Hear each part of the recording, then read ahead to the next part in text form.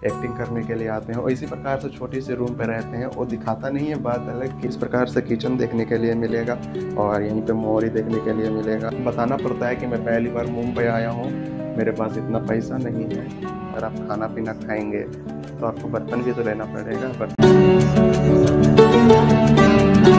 नमस्कार दोस्तों, आप सभी का स्वागत है एक और नए वीडियो में।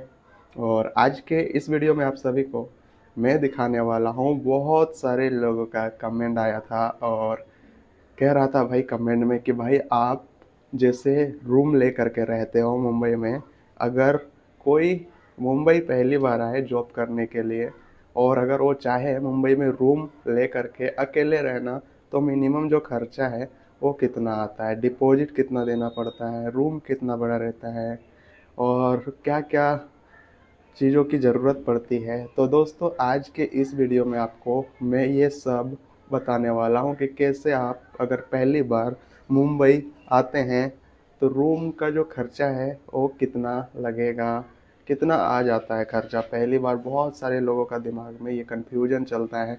कोई एक्टिंग के लिए आते हैं, कोई जॉब के लिए आते हैं, कोई पढ़ाई के लिए आते हैं, कोई बिजनेस करने के लिए आते हैं। अगर आप पढ़ाई के लिए आते हैं तो भी देख सकते हो, बिजनेस के लिए आते हैं तो भी देख सकते हैं, एक्टिंग के लिए आते हैं तो भी देख सकते हैं। ये जो मैं आप सभी को अभी बताने वाला हूँ कि कैसे रह सकते हो, कितना खर्चा आ जाएगा पर मंथ का, और ये रियलिटी बताऊँगा। क्योंकि मैं खुद रहता हूँ भाई, अकेला रहता हूँ। रूम का रेंट कितना भरता हूँ, कैसे लिया जाता है, डिपॉजिट कितना लगता है, रूम कितना बड़ा रहता है, सब जानकारी मैं आप सभी को इस वीडियो में देने वाला हूँ। फिलहाल अभी सुबह का 10 बज रहा है भाई, अभी अभी सो के उठे, नहा धो करके मस्त रेडी हो चुका हूँ और अभी मैं निकलने वाला हूँ अपने जॉब पे। जॉब पे से जाने से पहले सोचे क्यों ना आप सभी को थोड़ा सा जानकारी दे दूँ कि कैसे आप भी मुंबई आकर के मेरे जैसे रह सकते हो। फिलहाल चलिए सबसे पहले आपको रूम दिखाते हैं और रूम के बारे में पूरा जानकारी देते हैं।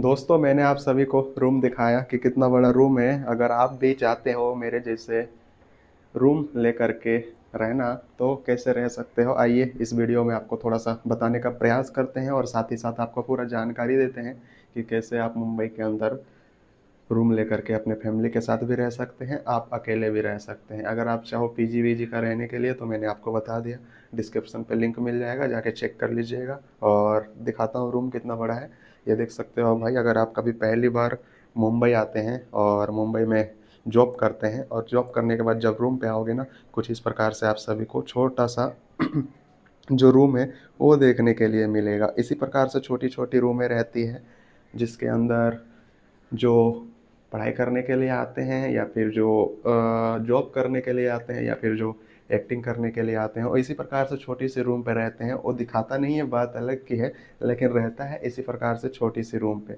जिनके पास पैसा ज़्यादा है वो फ्लैट्स में आराम से रह लेते हैं भाई। और मिनिमम जो अपना जैसे कि भाई जो काम करने वाले हैं या फिर जिनके पास पैसा नहीं है वो इसी रूम पे, इतने ही बड़ा रूम पे रहते हैं। इनका रूम का खर्चा कितना आता है भाई ये भी बताता हूँ। पहले रूम का पूरा जानकारी दे दूँ, देख सकते हो भाई। पहले कपड़ा वपड़ा हटा दो यार, अकेला रहता हूँ तो धूल वूल के टांग देता हूँ भाई यहीं पे, ऐसा ही रस्सी वस्सी बांध करके कुछ जुगाड़ वगाड़ लगा करके। आप अगर पहली बार मुंबई आते हो तो भाई इस प्रकार से आपको किचन मिलेगा। और अगर आप देखे होंगे तो आपको मालूम होगा, जो नहीं देखे हैं उनके लिए थोड़ा सा बताने का प्रयास कर रहा हूँ।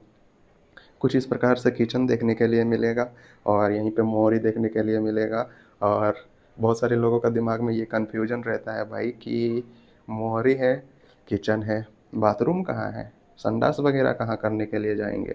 तो भाई मुंबई का एक सिस्टम आपको ये पता होगा शायद, डब्बा लेकर के जाना पड़ता है, डब्बा टांग लो, बाहर जाना पड़ेगा भाई। उसका भी पर मंथ का 100-150 रुपया जो चार्ज है वो लगता है, फ्री में कुछ नहीं होता है भाई। तो मैंने आपको थोड़ा सा रूम दिखाया, देख सकते हैं यहाँ किचन मिलेगा, यहाँ पे मोहरी मिलेगा। बाथरूम वगैरह के लिए डब्बा लेकर के बाहर जाना पड़ता है। ये सब स्ट्रगल जो करते हैं ना मुंबई में रहते हैं वो कोई दिखाता नहीं है। बाई चांस आप देखे होंगे, वरना मैं तो बता ही देता हूँ सब कुछ अपने वीडियो में। कुछ इस प्रकार से रूमें रहती हैं देख सकते हो भाई, इतने बड़े रूम पे अगर आप अकेला रहना चाहो तो इसका रेंट कितना पड़ जाएगा पर मंथ, ये भी मैं आपको बता देता हूँ। इस रूम का जो है रेंट काफ़ी कम है भाई, क्योंकि मैं थोड़ा सा आउट ऑफ साइड में रहता हूँ, मतलब यहाँ से जाने में, स्टेशन जाने में 20-30 रुपया लगता है, तो थोड़ा सा जो रेंट है वो कम है। लेकिन आप स्टेशन के अगल बगल या फिर किसी चॉल रूम पे रहेंगे ना, तो इतना बड़ा रूम का मिनिमम जो भाड़ा है 5,000 से 6,000 के बीच में रहता है। वो भी लेटरिन बाथरूम उस पर अटैच नहीं रहता है। अगर आप लेटरिन बाथरूम वाला लेते हैं तो 8 से 9 के बीच में पकड़ लीजिए, 9 से 7 के बीच में पकड़ लीजिए भाई, उतना मिनिमम रूम रेंट रहता ही है। अगर आप डिपॉजिट की बात करो तो भाई डिपॉजिट जो है 20,000 से नीचे तो कोई लेता नहीं है, 15,000 में कोई कोई मान जाते हैं। अगर आपका पहचान का है तो मान जाते हैं, वरना थोड़ा बताना पड़ता है कि मैं पहली बार मुंबई आया हूँ, मेरे पास इतना पैसा नहीं है और मुझे रहना है। आप 10,000 15,000 रख लीजिए, फिर कोशिश करूँगा नेक्स्ट मंथ को पूरा आपको 5,000 और दे दूँ। 5-10 हज़ार रुपये जो भी है आप अपने हिसाब से बात कर सकते हो। ऐसा करना पड़ता है, अगर आप मुंबई आते हैं तो थोड़ा सा दिमाग लगाना पड़ता है। आप सोचेंगे कि भाई सब कुछ हो जाए अचानक में, मतलब जैसे मैं भी पहली बार आया था तो बहुत ज़्यादा संघर्ष करना पड़ता है। एजेंट मिलेगा आपको, और एजेंट भी ऐसा वैसा नहीं। ये जो आप रूम देख रहे हो ना, इस रूम को दिलाने के लिए एजेंट मिलेगा। ये रूम को नहीं, अगर कहीं आप दूसरे जगह पे रूम लेंगे तो उस रूम को दिलाने के लिए एजेंट मिलेगा। और एजेंट जो है उसका क्या भूमिका रहता है भाई, उसका भूमिका ये रहता है कि ये रूम का जो किराया है अगर 6,000 रुपये है तो 6,000 रुपये उसको आपको देना पड़ेगा एडवांस। पहले, सबसे पहले आपको एजेंट को देना पड़ेगा। क्यों? क्योंकि वो आपको रूम दिला रहा है। उसके बाद आता है डिपॉजिट का, डिपॉजिट देना पड़ेगा। इस रूम का 20,000 हो गया, 20,000 रुपये डिपॉजिट। एग्रीमेंट बनाने का 1,500 2-3 हज़ार रुपये, 1-2 हज़ार रुपये में एग्रीमेंट वगैरह तो बन ही जाता है भाई। आपको पूरा जानकारी मैंने आप सभी को इस वीडियो में दिया। और फ्लैट्स में रहना चाहते हैं तो भाई फ्लैट्स का जो किराया है वो काफ़ी ज़्यादा महंगा है, उतना अफोर्ड कर पाना किसी की बस की बात नहीं है। और मैं बताऊं मेरा खर्चा कितना आया था भाई, मेरा खर्चा शुरू शुरू में 20,000 रुपये तक आ गया था भाई। क्यों? क्योंकि अगर आप मुंबई आते हो तो आपके पास कुछ रहता नहीं है, सिर्फ एक बैग रहता है और बैग में आपका कपड़ा रहता है। मेरे पास भी सेम वैसे ही था। तो कुछ इस प्रकार से रूमें रहती है जिसके अंदर आप अपने फैमिली के साथ भी रह सकते हो। अगर आप फैमिली के साथ रहते हैं तो आपको लेटरिन बाथरूम वाला रूम कंपलसरी है भाई, क्योंकि फैमिली वाले रहते हैं, बाहर नहीं जा सकते हैं, उनको दिक्कत होएगा। हम लोग बैचलर हैं, हम लोग डब्बा उठा करके निकल जाते हैं, लेकिन जो फैमिली वाला रहते हैं वो ऐसा नहीं कर सकते हैं। वो थोड़ा सा, बहुत सारे फैमिली वाले रहते हैं वो डब्बा लेकर के जाते हैं भाई, लेकिन बहुत सारे नहीं चाहते हैं कि डब्बा लेकर के जाना। तो उसके लिए मैं बता रहा हूँ कि थोड़ा सा 1-2 हज़ार रुपये जो है रेंट ज़्यादा लगता है। और खर्चा कितना आ जाता है मालूम है मेरा कितना आ गया था? वो बता देता हूँ। मैंने बर्तन वगैरह भी लिया था भाई, जैसे अगर आप खाना पीना खाएंगे तो आपको बर्तन भी तो लेना पड़ेगा। बर्तन लेंगे, चूल्हा लेंगे, गैस चूल्हा लेना पड़ेगा, बाटली लेना पड़ेगा। मेरा भाई इसमें 5,000 रुपये खर्चा हुआ था, सिर्फ चूल्हे में और बर्तन में। बर्तन 3,000, 3,000 3,500 रुपये का था। चूल्हा था, गैस का बाटली था, इस पे मैंने गैस डलवाया था, उसका पैसा भाई। तो मिनिमम जो खर्चा है मेरा शुरू शुरू में वो 20,000 के करीब में आया था। इसका रेंट भी ज़्यादा नहीं है भाई, 3,000 रुपये रेंट है। लेकिन अगर आप मुंबई आते हो तो मिनिमम जो खर्चा है 30,000 रुपये पकड़ लीजिए, 30,000। अगर डिपॉजिट थोड़ा कम देना पड़े तो थोड़ा सा और कम हो सकता है, वरना उससे कम नहीं होता है भाई। 30,000 मिनिमम। बहुत सारे व्यक्ति का कमेंट था कि भाई आप थोड़ा सा बताइए, थोड़ा सा जानकारी दीजिए कि कैसे फैमिली के साथ मुंबई में रहा जाए, कैसे रूम लिया जाए। रूम लेने के लिए आपको मुंबई के किसी भी इलाके पे चाहिए तो रूम लेने के लिए आपको दुकान में जाना पड़ेगा। राशन दुकान हो गया या फिर बहुत सी ऐसी दुकानें रहती हैं, पान दुकान, वहाँ पे जाके उनको बोलेंगे भाई कि मेरे को रूम चाहिए, आप किसी एजेंट का नंबर दे दीजिए, आपको एजेंट मिलेगा। या फिर दुकान वाले जो हैं वो बोलेंगे कि भाई कल आना, मेरा ये नंबर ले लो, या आप अपना उनका नंबर दे, उनके पास नंबर दे दीजिएगा, वो बोलेगा कल आना, आपको एजेंट से मिला देगा। और तुरंत नहीं मिलता है भाई, तुरंत आप सोचते हैं कि भाई चलो इसका वीडियो देखें, इसको कॉल कर देते हैं, कमेंट कर देते हैं, तो तुरंत कुछ भी नहीं होता है।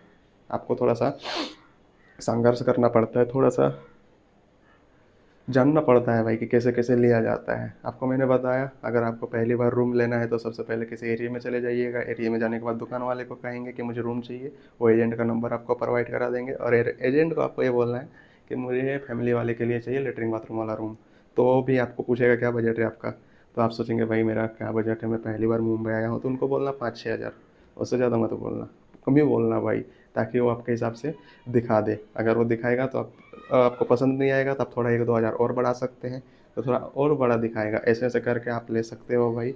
और मैंने पूरा जानकारी दी आपको। और बहुत सारे व्यक्ति का ये भी सवाल था कि लाइट बिल का, पानी बिल का क्या सिस्टम रहता है भाई। तो लाइट बिल कहीं कहीं पे कोई कोई रूम वाले होते हैं, रूम मालिक जो होते हैं वो एक ही साथ भाड़े के साथ जोड़ लेते हैं, लेकिन कहीं कहीं पे क्या होता है कि रूम का लाइट बिल अलग से देना पड़ता है, पानी बिल अलग से देना पड़ता है। जैसे कि मुझे लाइट बिल 200-300 रुपये आ जाता है पर मंथ, और पानी बिल 500 रुपये बोला था, लेकिन अभी 300 रुपये में काम हो जाता है भाई। तो मेरा 3 हज़ार मिनिमम खर्चा आता है। खाना पीना कभी कभी रूम पे बनाता हूँ और कभी कभी बाहर खाता हूँ। मैं सजेस्ट करूँगा भाई, थोड़ा सा खर्चा कर रहे हैं तो गैस चूल्हा बर्तन वर्तन सब ले लें, ताकि आप अपने रूम पे बना के खाओगे तो 2 हज़ार रुपये भी महीने का खर्चा नहीं होएगा। अगर आप बाहर खाते हो ना तो 5 हज़ार रुपये कैसे ख़त्म हो जाएगा आपको पता भी नहीं चलेगा। मैंने आपको पूरा जानकारी दिया। कुछ इसी प्रकार से रूमें रहती है जिसके अंदर वर्कर लोग रहते हैं भाई। हम जैसे वर्कर रहते हैं, एक्टिंग करने वाले भी रहते हैं ना, जो एक्टिंग के लिए मुंबई आते हैं, वो भी इसी प्रकार से रूम पे रहते हैं। देख सकते हो कुछ इस प्रकार से रूम पे रहते हैं। अगर आप चाहो तो अकेले रूम रेंट पे लेके रह सकते हो, अगर आप चाहो तो फैमिली के साथ रह सकते हो, अगर आप चाहो तो दोस्त 2-3 दोस्त मिल करके रूम रेंट पे ले करके रह सकते हैं। मिनिमम खर्चा 30 हज़ार रुपये पकड़ लीजिए। अगर मुंबई आते हैं तो 30 हज़ार रुपये जेब में लेके आना पड़ेगा, तो जा करके आप कहीं पे भी रूम ले करके रह सकते हैं। और 30 हज़ार रुपये ले करके भी आएंगे ना तो ऐसा नहीं है कि तुरंत आपको रूम मिल जाएगा भाई। एक हफ्ता या 8-10 दिन आपको दौड़ना पड़ेगा कि हाँ भाई, कभी रूम देखने जाना पड़ेगा, कभी एरिया देखने के लिए जाना पड़ेगा, कभी एरिया का नाम क्या है, ये सब किसी को मालूम नहीं रहता है। कोई पहली बार मुंबई आता है, तो मैं ये सब जानकारी देने का प्रयास करता हूँ। ये वीडियो आप सभी को कैसा लगा कमेंट करके ज़रूर बताइएगा। इस वीडियो में मैंने आपको क्या क्या जानकारी, आप बहुत सारा जानकारी दे दिया, ऑलमोस्ट सब दे दिए भाई, कि रूम के अंदर क्या क्या होता है, क्या क्या लगता है, कितना पैसा लगता है, सब मैंने जानकारी दिया। तो ये वीडियो आप सभी को कैसा लगा कमेंट करके ज़रूर बताइएगा। और अपना कीमती समय निकाल करके पूरा वीडियो देखने के लिए बहुत बहुत धन्यवाद। और अगर आप चाहते हैं मुंबई का किसी भी इलाके का रूम रेंट वगैरह जानना, या फिर आप केवल रूम देखना चाहते हैं कि हाँ भाई आप जाओ उस इलाके पे और उस इलाके का थोड़ा सा एरिया दिखाओ, क्या रेंट वगैरह चलता है वो बताओ, कैसे जाया जाए ये बताओ, आप कमेंट कर दीजिए इलाके का नाम। जैसे अंधेरी हो गया, गोरेगांव हो गया, मलाड हो गया, विरार हो गया, नालासोपारा हो गया, या फिर चर्चगेट साइड, कुलाबा साइड, कहीं का भी आप कमेंट कर सकते हैं। और कमेंट करेंगे तो मैं उस इलाके पे जाऊंगा। आप सभी को जैसा वीडियो चाहिए वैसा मैं बना के आप सभी को प्रोवाइड करा दूंगा भाई। आप कमेंट करेंगे तो ना मुझे पता चलेगा कि हाँ ऐसा वीडियो देखने में इंटरेस्ट रखते हैं। और मिलते हैं इसी तरह एक और नए वीडियो में, तब तक के लिए जय हिंद।